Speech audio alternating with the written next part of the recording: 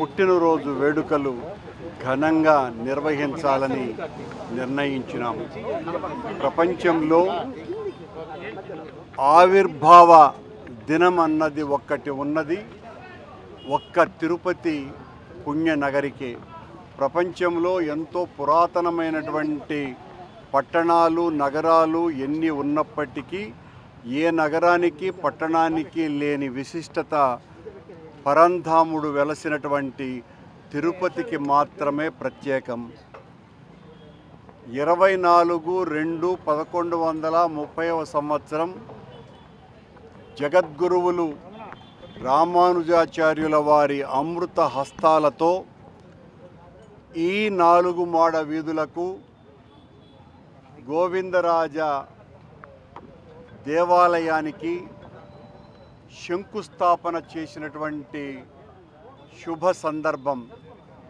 ఆ రోజున కొండ మీద అర్చక బృందాలన్నీ కూడా సుదూరమైనటువంటి ప్రాంతాల నుంచి తిరుపతికి వచ్చి రాత్రిళ్ళు దిగేటువంటి సందర్భాలలో తిరుపతికి దగ్గరగా ఉండేటట్టుగా ఒక బ్రాహ్మణ అగ్రహారానికి ఆ రోజున ఆయన గోవిందరాజపురం అని నామకరణం చేసి ఇక్కడ శంకుస్థాపన చేశారు. దానికి చారిత్రక ఆధారాలు కూడా ఉన్నాయి. గోపురం పైన వెలసినటువంటి రాళ్ల మీద శాసనాలు ఉన్నాయి. అలాగే ప్రతిరోజు గోవిందరాజ మంత్రపుష్పంలో స్వామివారికి అర్చన చేసేటువంటి సందర్భంలో మంత్రపుష్పంలో ఈ తేదీని ఖచ్చితంగా చెప్పేటువంటి సందర్భం కూడా అనునిత్యము ఉన్నది.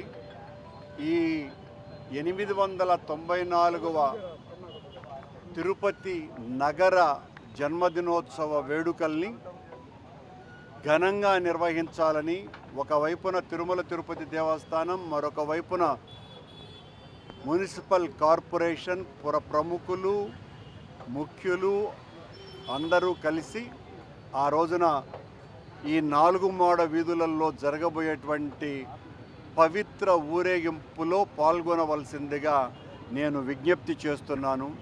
ఇది ఒక గొప్ప పండుగ. ప్రపంచంలో వ్యక్తులకి లేదా మనం పెంచుకునేటువంటి పెంపుడు జంతువులకి పుట్టినరోజు వేడుకలు చేసుకోవటం మనం చూస్తాం. కానీ ఒక నగరం అంటే ఒక పట్టణం లేదా ఒక పల్లె, ఒకప్పుడు చిన్న పల్లెగా ఉన్నటువంటి తిరుపతి ఆ పవిత్ర పుణ్యక్షేత్రానికి ఒక పుట్టినరోజు ఉంది అన్నది మనకందరికీ కూడా మేను పులకాంకితమైనటువంటి విషయము, రోమాంచితమైనటువంటి విషయము.